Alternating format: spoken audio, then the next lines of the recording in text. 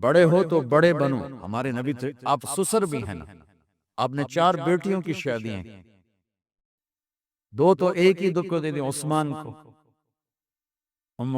رقیہ اور ام کلثوم رضی اللہ تعالیٰ عنہما حضرت عثمان کے نکاح میں، ابو العاص رضی اللہ تعالیٰ عنہ کو زینب، اور سب سے پیاری محبوب بیٹی حضرت علی رضی اللہ تعالیٰ عنہ۔ باقی 3 نکاح بڑے سادہ کیے، حضرت فاطمہ کا نکاح بڑے دھوم دھام سے کیا۔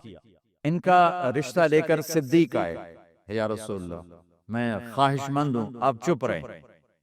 پھر حضرت عمر بعد میں گئے، یا رسول اللہ میں خواہش مند ہوں، آپ چپ رہے۔ تو عبد الرحمن بن عوف رضی اللہ تعالیٰ نے حضرت علی سے کہا، علی تو جا، تجھے دے دیں گے۔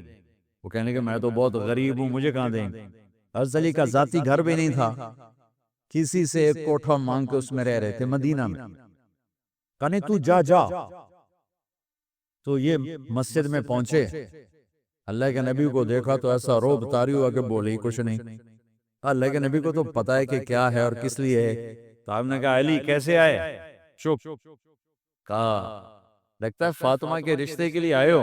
کہا جی ہاں۔ تو آپ نے کہا انشاءاللہ، اتنا کہا انشاءاللہ، اور چپ ہو گئے۔ تو حضرت علی چپ کر کے اٹھ کے باہر آئے، صحابہ باہر کھڑے ہوئے تھے۔ تو کہنے لگے یار دیکھا نا، میں تمہیں پہلے ہی کہتا تھا مجھے نہ بھیجو، انکار ہو گیا، بولے ہی کچھ نہیں۔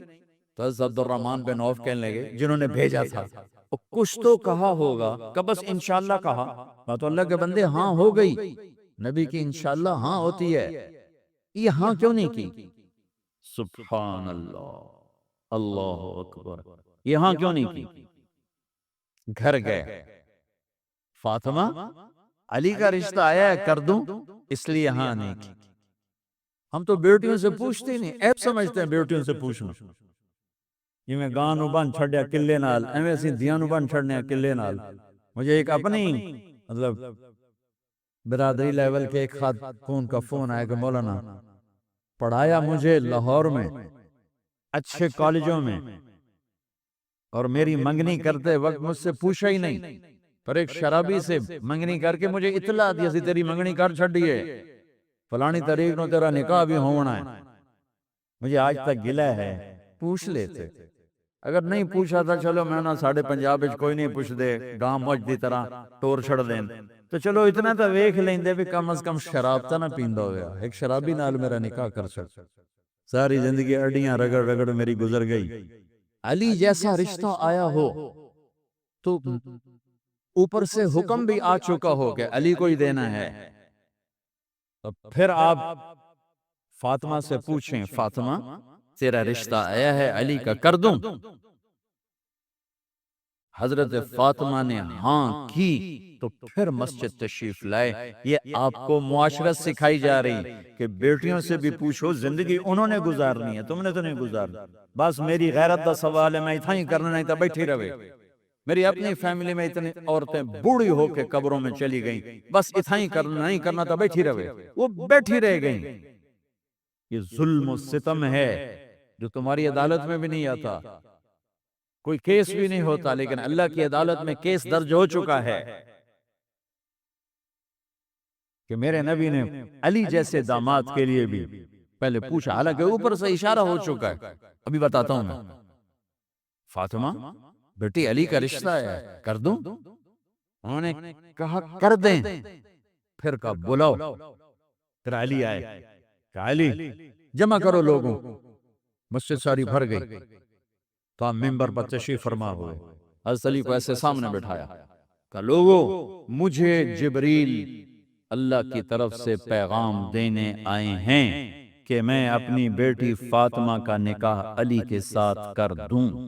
آسمان سے وحی بھی آئی ہو اور پھر بھی پوچھا جائے، یہ میرے نبی کی معاشرت ہے۔ ہم تو پوچھنا عیب سمجھتے اور اسے ذلت سمجھتے۔ پھر آپ نے اتنا بڑا اہتمام کیا، مسجد نبوی پرانی جو آپ کے زمانے کی تھی، بہت بڑا ہال تھا، اس کا بھرا ہوا تھا، آپ نے سب کو شہد کا شربت پلایا، خود نکاح پڑھایا، نکاح کا خطبہ پڑھ کیا، پھر کہا علی میں نے فاطمہ بنت محمد کو 400 درم مہر کے عوض تمہارے نکاح میں دیا، تو نے قبول کیا؟ انہوں نے کہا کہ میں نے قبول کیا، اور سجدے میں چلے گئے اور زور سے دعا مانگی، رب اوزعنی ان اشکر نعمتک التی انعمت علی وعلی والدی وان اعمل صالحا ترضاہ واصلح لی فی ذریتی انی تبت الیک واننی من المسلمین۔ میرے نبی نے کہا آمین، زور سے کہا آمین، نکاح ہو گیا۔ رخصتی ہوئی 6 مہینے بعد، 1 مہینے بعد، 1 سال بعد، 3 روایات ہیں، فوراً چار روایات، لیکن زیادہ صحیح ہے دیر کے بعد، فوراً نہیں ہوئی، کچھ عرصے کے بعد رخصتی ہوئی۔ حضرت عقیل آپ کے بھائی وہ کہنے لگے علی اب رخصتی ہو جانی چاہیے، تو یہ دونوں مل کر آئے سلمان فارسی کے پاس کہ سلمان بھائی ہماری رخصتی کروا دو۔ سلمان فارسی کا بڑا احترام تھا، انہوں نے جا کر بات کی ام سلمہ رضی اللہ تعالیٰ عنہ سے۔ ام سلمہ نے بات کی اللہ کے نبی سے، کہا ہاں ہاں آ جائے، لے جائے، آ جائے لے جائے۔ تو علی رضی اللہ تعالیٰ عنہ اپنی اونٹنی لے کر آئے، تو حضرت علی کا گھر وہ کرائے پر گھر تھا ایک کونے پر، تو وہاں اسماء بنت امیس اور ام ایمن گئیں اور اس کے فرش کو لیول کیا، فرش میں سرخ مٹی ڈال کے اس کو لیول کیا اور دیواروں کی پوچا پاچی کی، اور وہاں کھوٹیاں لگائیں کپڑے ٹانگنے کے لیے۔ آپ نے حضرت عائشہ، حضرت ام حبیبہ، حضرت ام سلمہ سے فرمایا تمہیں پتہ ہے نا مجھے فاطمہ سے کتنا پیار ہے، اسے دلہن بناؤ۔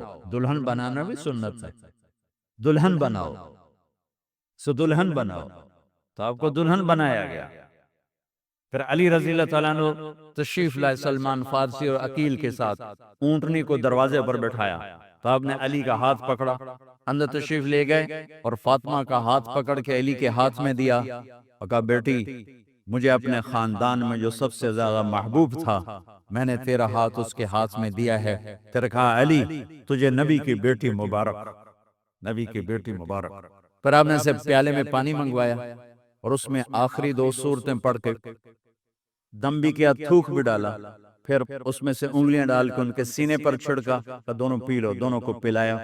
پھر باہر تک چھوڑنے آئے، حضرت علی نے آپ کو اونٹنی پہ بٹھایا، آپ نے 2 عورتوں کو ساتھ بھیجا، ام ایمن اور اسماء بنت امیس۔ یہ چھوٹی سی بارات جا کر علی کے گھر اتری اور آپ نے حضرت علی سے فرمایا کہ میں عشاء پڑھ کے آؤں گا، میرا انتظار کرنا ہے۔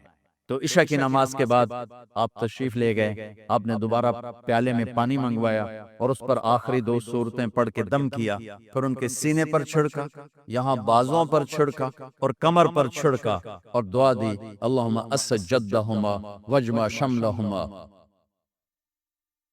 وبارک علیہما واخرج منہما ذریۃ صالحہ۔ یہ دعا دی آپ نے اس وقت کہ میرے مالک ان کے جمع ہونے میں برکت عطا فرما اور ان کو سعادتیں عطا فرما اور ان کو نیک اولاد عطا فرما۔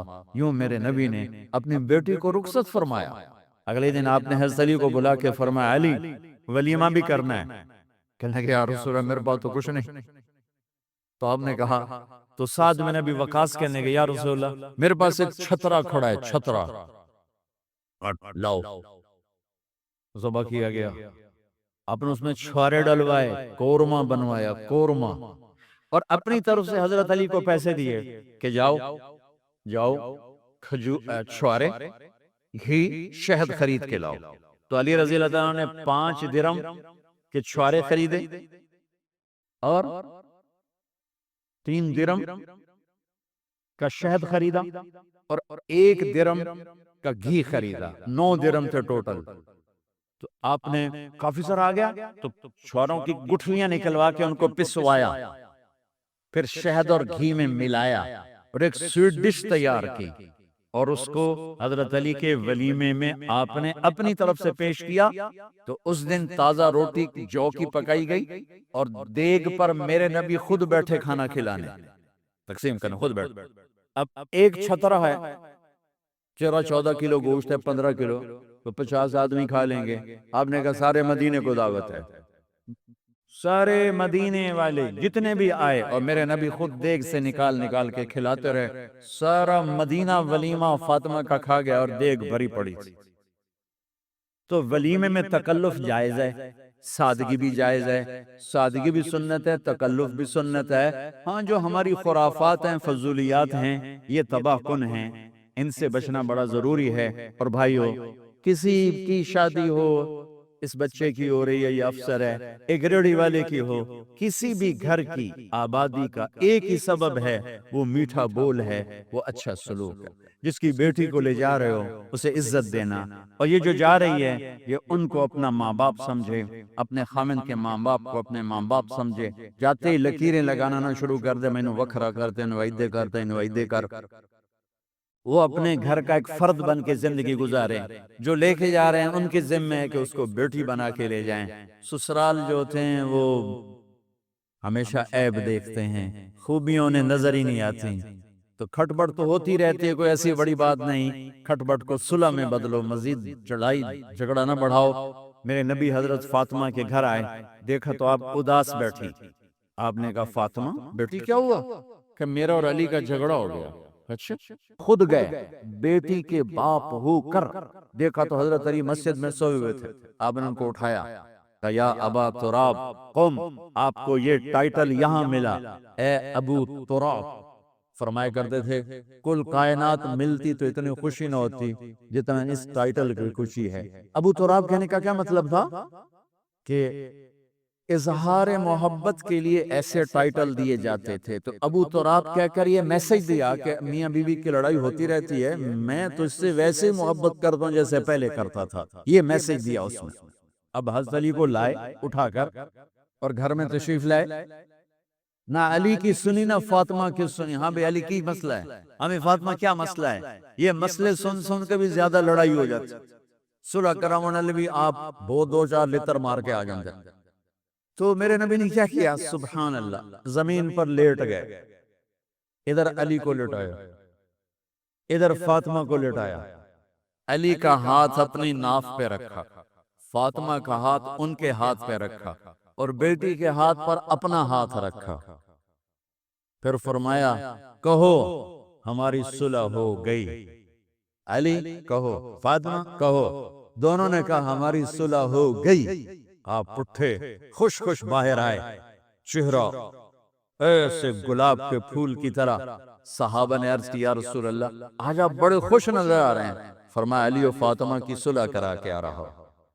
تو کھٹ بٹ ہو جانا تو کوئی بڑی بات نہیں ہے، مطلب یہ وہ گھر ہے، میں اس گھر کی کیا تعریف کر سکتا ہوں۔ تو میں آگے کا ایک قول سنا دیتا ہوں ابن عباس کا، کہ جنت میں نور کی چمک اٹھے گی، ساری جنت ہی کہیں گے یہ نور کیسا نور ہے بھائی جو ساری جنت کے نور پر چھا گیا؟ تو فرشتے بتائیں گے کہ جنت الفردوس میں علی و فاطمہ بیٹھے ہیں، کسی بات پہ ہنسے ہیں، ان کے دانتوں سے جو نور نکلا ہے اس نے جنت کو روشن کر دیا۔ لیکن کھٹ پٹ یہاں بھی ہو گئی، ان سے بڑا گھر میرے نبی کا، وہاں بھی کھٹ پٹ۔ ایک دفعہ آپ نے حضرت عائشہ سے کہا مجھے پتہ لگ جاتا جب تم مجھ پہ ناراض ہوتی ہے، مجھے پتہ چل جاتا ہے۔ انہوں نے عرض کی یا رسول اللہ آپ کو کیسے پتہ چلتا ہے؟ کہ جب تو مجھ پہ ناراض ہوتی ہے نا تو قسم اٹھاتے ہوئے کہتی ہے ابراہیم کے رب کی قسم، اور جب مجھ پہ راضی ہوتی ہے تو پھر تو قسم اٹھاتے ہوئے کہتی ہے محمد کے رب کی قسم۔ کہ ایسے مجھے پتہ چل جاتا ہے جب تو کہتے ہیں نا ابراہیم کے رب کی قسم، تو مجھے پتہ چل جاتا ہے کہ کھٹ بٹ ہو گئی ہے۔ تو نبی کے گھر میں بھی ہو جاتی ہے، یہ مسئلہ تو ختم ہوگا جنت میں۔ ہمارے ذمہ ہے کہ ان چیزوں کو کم کریں، یہ ایک میرے نبی کی معاشرت ہے میرے بھائیو، اسے سیکھو، اسے سمجھو، اسے پڑھو۔ تو بھائیو میرا نبی ایک زندگی دے کر گیا ہے، یہ چونکہ شادی کا موقع ہے اس کو میں نے تفصیل سے بیان کیا ہے، اس کی تفصیل بیان ہی نہیں کی جاتی، یہ اتنی ضروری ہے جتنی نماز ضروری ہے۔ نماز تو 5 وقت پڑھیں گے، زندگی 24 گھنٹے روپ بدل رہی ہے، ہر روپ میں میرا نبی کیا چاہتا ہے اس کو سیکھو، اس کو سمجھو، کرو گے اللہ آپ کو چمکائے گا، بنائے گا۔ اپنی کمائیوں میں حلال لاؤ، حرام سے بچو، جج بھی بیٹھے ہیں، وکیل بھی بیٹھے ہیں، کسی ظالم کے وکیل نہ بنو، وَلَا تَقُلْ لِلْخَائِنِينَ خَصِيمًا۔ آپ کو ایک آیت میں جوڈیشری، جج، مقننہ اور وکلاء کا پیغام اللہ کا سنا دیتا ہوں۔ اِنَّا أَنزَلْنَا إِلَيْكَ الْكِتَابَ بِالْحَقِّ لِتَحْكُمَ بَيْنَ النَّاسِ بِمَا أَرَاكَ اللَّهُ وَلَا تَقُلْ لِلْخَائِنِينَ خَصِيمًا۔ مقننہ، قانون ساز، تو انا انزلنا الیک الکتاب بالحق، قانون بنانے کا حق اللہ کو ہے، اللہ کے قانون کو اپناؤ۔ آگے جج حضرات، فحکم لتحکم بین الناس بالحق، ججوں کو حکم ہے کہ حق فیصلے کرنا، بک نہ جانا، دب نہ جانا، حق کے فیصلے کرنا۔ تیسرا وکلا کو، ولا تقل للخائنین خصیما، ظالم بددیانت کی وکالت کے لیے کھڑے نہ ہو جانا ورنہ مرے جاؤ گے، مرے جاؤ۔ ولا تقل للخائنین خصیما، ان کے لیے دلائل قائم نہ کرنا ورنہ ہلاک و برباد ہو جاؤ۔ تو بھائیو، یہ نکاح کو ذرا میں نے تفصیل سے بیان کیا ہے کہ یہ زندگی ہے جس کو سیکھنا ہے۔ حلال کماؤ، بچوں کو حلال دو، بیوی کو حلال دو۔ اللہ کی قسم حرام سے کبھی بہار نہیں آتی اور حلال پہ کبھی خزاں نہیں۔ حلال کھانا، حلال کھلانا تو تم شاد و آباد رہو گے۔ اللہ میں عمل کی توفیق بخشے۔